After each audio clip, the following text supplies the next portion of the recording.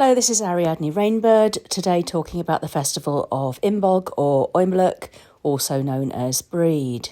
But please do excuse my pronunciation of Gaelic. I'm not a Gaelic speaker. Imbolc, Imbolc or Breed is celebrated at the beginning of February. So Imbolc or Breed is a Celtic festival which is celebrated around the 2nd of February by many pagans, and it coincides with the Catholic festival of Candlemas. Imbolc is an Irish Gaelic word which is translated variously as in the belly, referring to the quickening of life upon the earth, and ewe's milk. The etymology of the word Imbolc is unclear. Another possible origin is the Old Irish Imbolc, to wash or cleanse oneself, referring to a ritual cleansing. And Imbolc or Breed is often seen as a time of cleansing. The scholar Eric P. Hamp derives it from a Proto-Indo-European root meaning both milk and cleansing, whereas Professor Alan Ward derives it from the Proto-Celtic Imbolgon, or budding, being the time of the first buds and the time of lambing. Imbolc is the festival of the quickening of life and waxing light.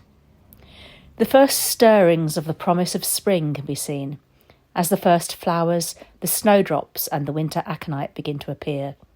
We also begin to see the catkins on the willow trees and some hazel trees. Seeds which have lain dormant within the earth over the cold winter months begin to stir with life, as yet unseen. So the life is still very much within the earth, with just the first few shoots and flowers coming up. But we know that it's stirring within the earth. That's why it's seen as the quickening of life within the womb of the mother. At Imbolc, we celebrate the waxing light of the soul. Our spirits begin to quicken as we anticipate the rebirth of nature. In Wicca, it is the traditional time for initiations. Now is also the time for the banishing of winter and the welcoming of the spring. We welcome the goddess who is renewed, reborn as the flower maiden. She has passed through her phase as the hag, crone or wise one, through the dark winter months, and is a maiden again.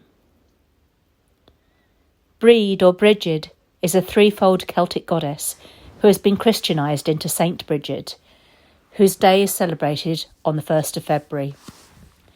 In Ireland, St Bridget's cross is made of rushes and straw, and goes back to pre-Christian times, representing the sun wheel or fire wheel. It may also be linked to an ancient ceremony connected with the preparation of grain for sowing in the spring. It was believed that the spirit of the grain, or the goddess herself, resided in the last sheaf of grain harvested, and the last grain from the harvest festival was ritually brought into the house at Imbolc, blessed and planted as the first seed of the next harvest. The sheaf may also be made into a female figure, the Bridiog, or little Breed, and dressed. Breed's bed is made, and she is welcomed in.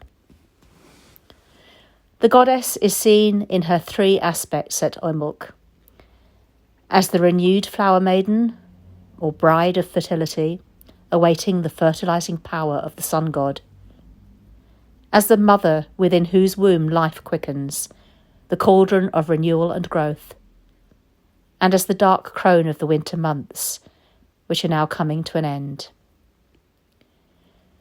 The sun is growing in strength. The child of promise who was reborn at Yule is now the conquering child.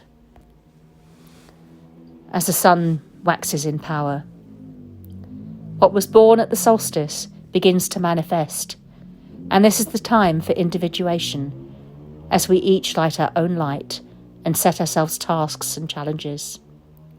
We nurture and kindle our resolutions and begin to look outwards again, do outer activity, although first we look deep within to discover what potential lies there waiting to be fulfilled.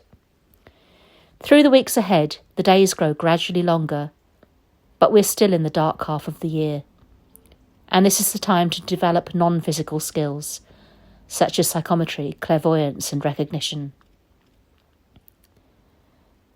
The Oak King and Holly King have equal power now, but the Oak King's power is increasing as the Holly King's power begins to wane. I'm going to now give a suggestion for a simple solitary ritual for Imbolc. Set up an altar as best you can. If you're able to have real spring flowers and new shoots on it, this is appropriate. But if not, then draw some flowers or make some with origami, or cut out pictures if you have access to magazines. If you're able to, have some bread, cake, biscuits or other food, and a cup of water, juice or milk on the altar. Ground and centre yourself and feel your connection with the earth.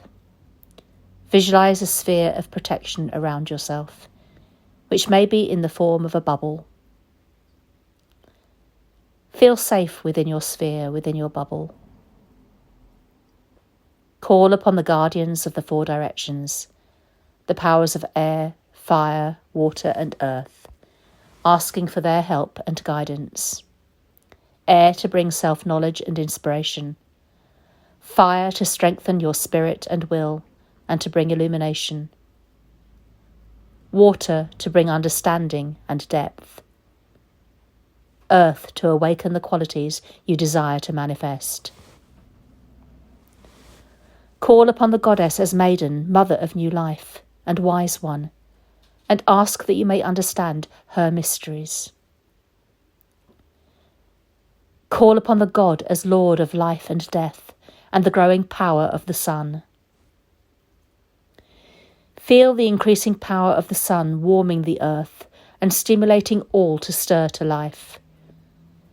Be aware also of the fallen and rotted leaves from the autumn, and plant and animal remains from all the plants and animals that have died during the autumn and winter months, the rotting bodies and material remains of which fertilise the earth and allow new life to grow. Out of death comes life.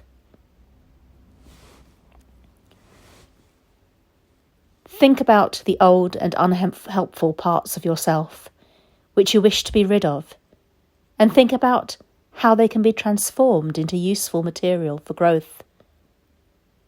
All those things which you cast away at Samhain or Yule, and allow rebirth to occur. How can those no longer needed things be used now? How can they be rebalanced to help you grow? How can they be transformed and brought back in a new form? Can anger, for example, be purified and brought back as determination and drive and the impetus for change? Can envy be purified and brought back as the motivation to be better in some way?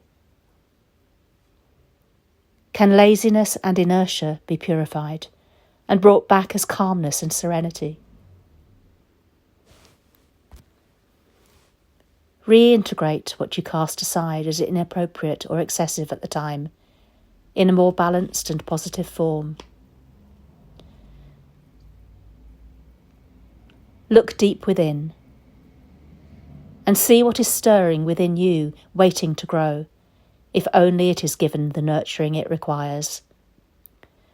Ask for the love of the goddess and the light of the god to help you grow, and set yourself a task or tasks and or new skills or talents to develop. These may be physical, practical, social, mental, emotional or psychic skills. They may be things you want to learn or read about. Draw a symbol for each on a piece of paper, making sure that each is achievable. You may wish to draw each symbol within the form of a plant or flower.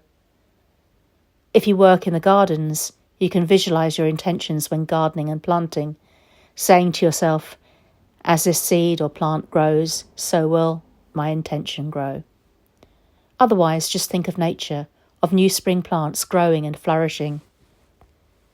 Be sure now that spring is on its way, and that the process of growth and new life has well and truly started.